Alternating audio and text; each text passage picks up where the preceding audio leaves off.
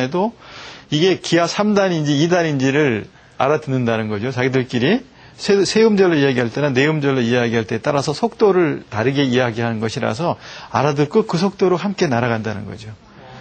그러니까 잘 날아가는 것만 그냥 알아서 저 혼자 날아가는 게 아니고 작은 새, 큰 새, 나이 많은 새, 적은 새, 암컷, 수컷, 올해 태어난 새까지 함께 수백, 수천 킬로씩 날아갈 때 자기들이 사용하는 음성 언어가 있는 거죠.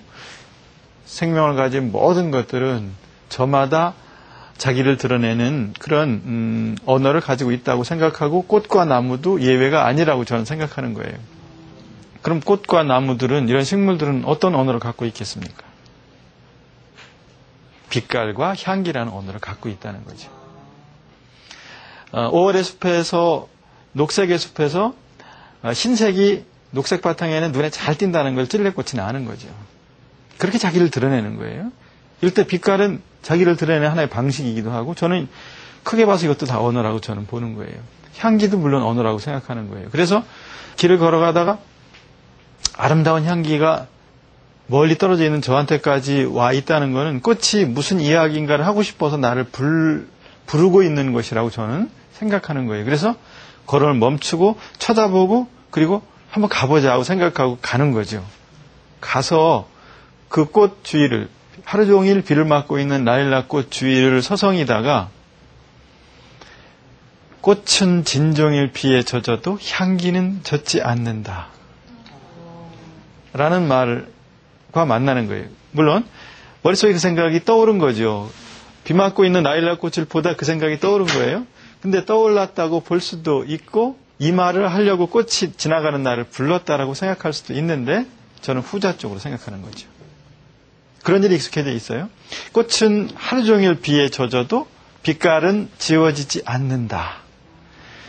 이 말을 꽃이 하려고 나를 불렀다고 생각하고, 그리고 그 두 가지 생각이 한 편의 시를 쓰게 만드는 거예요. 라일락 꽃이라는 시를 그렇게 썼어요. 길에서. 제가 한번 읽어볼게요. 라일락 꽃. 꽃은 진종일 비에 젖어도 향기는 젖지 않는다. 빗방울 무게도 가누기 힘들어 출렁 허리가 휘는 꽃이 오후. 꽃은 하루 종일 비에 젖어도 빛깔은 지워지지 않는다. 빗물에 연보라 여린 빛이 청백하게 흘러내릴 듯 순한 얼굴. 꽃은 젖어도 향기는 젖지 않는다. 꽃은 젖어도 빛깔은 지워지지 않는다. 이런 시를 길에서 쓰는 거예요. 만약에 내가 가다가 걸음을 멈추지 않았으면 이 시를 못 써요. 쳐다보지 않았으면 이 시를 못 써요. 다가가지 않았으면 이 시를 못 써요. 그렇죠? 우리는 밖에 일이 있어서 나갈 때는 정해진 시간, 정해진 장소까지 가야 하기 때문에 열심히 걸어가요. 한눈을 팔 새가 없고, 그리고 딴 생각하지 않고 그 시간에 늦지 않게 가려고 애를 쓰지요. 그런데 저도 마찬가지로 가다가 딴 생각을 하는 거예요. 한눈을 파는 거예요. 어라, 이 향기가 어디서 오지? 그 향기를 저만 맡았겠어요? 사실은 라일락 꽃이 저만 부르려고 향기를 보냈겠어요?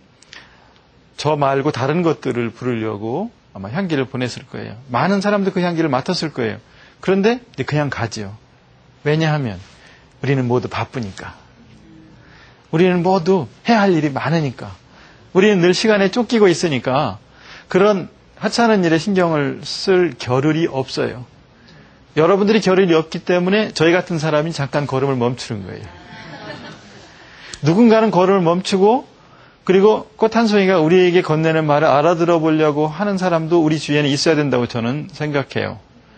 그리고 그걸 알아듣고 얼른 꽃나무가 하는 말을 베껴 적었다가 그것들을 바빠서 꽃나무를 쳐다볼 시간이 없었던 여러분들께 전해주는 일을 하는 사람, 그런 사람이 시인이라고 생각하는 거예요. 라일락 꽃은 무슨 색입니까? 연보라색이에요. 그렇죠? 여린, 옅은 보라색이에요. 그래서 하루 종일 비에 젖으면 그 빛깔이 다 지워질 것 같은 그런 여린 색이에요. 그런데 하루 종일 비에 젖어도 자기 빛깔을 잃지 않고 있어요. 내일 다시 하루 종일 비에 젖어도 자기 빛깔을 지니고 있을 거예요. 아니 내년에 다시 비에 젖어도 라일락 꽃은 자기 빛깔을 지니고 있을 거예요. 자기 빛깔, 자기 향기를 지니고 있을 거예요.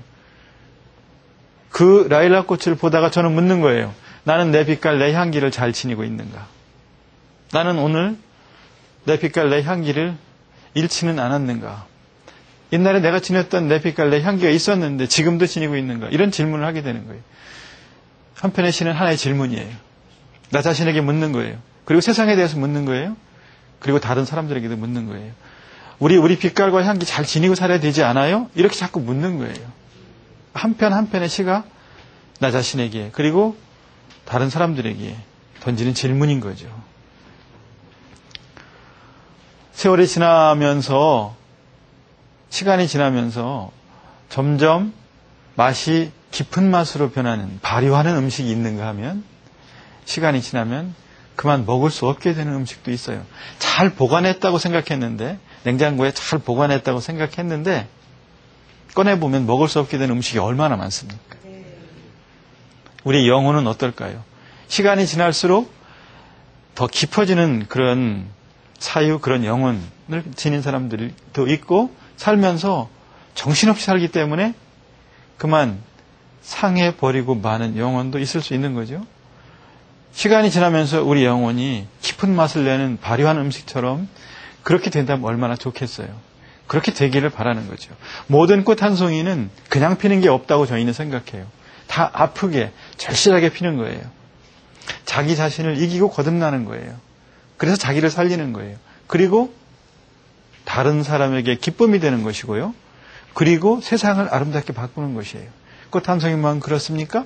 풀 한 포기도 그렇습니다. 겨울을 지나고 난 풀 한 포기는 그거 그냥 태어난 게 아니에요.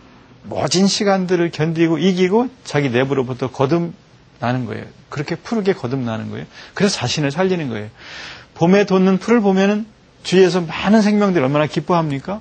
그래서 자기가 거듭나서 자기를 살리고 다른 것에 기쁨이 되고 그리고 세상을 겨울이라는 계절에서 봄이라는 계절로 아름답게 바꿔놓잖아요. 그래서 저희는 풀 한 포기 꽃 한 송이가 그냥 풀 한 포기 그냥 꽃 한 송이가 아니라고 생각하는 거예요. 이것들이 다 우리에게 가르쳐주는 아름다운 지혜들을 가지고 있는 거라고 생각하는 거예요. 그래서 눈여겨보는 거예요. 눈여겨보는 동안 분명히 그들이 우리에게 하는 어떤 말 이런 것들을 알아듣게 되는 거예요. 제가 사는 곳은 시골이에요. 충청북도 보은 깊은 산속에서 8년 전부터 거기 들어가서 지내고 있어요. 주위에 나무들이 많아요. 요즘 같으면은 이제 많은 과일 나무들이 이제 과일을 다 사람들에게 주고 이제 빈 몸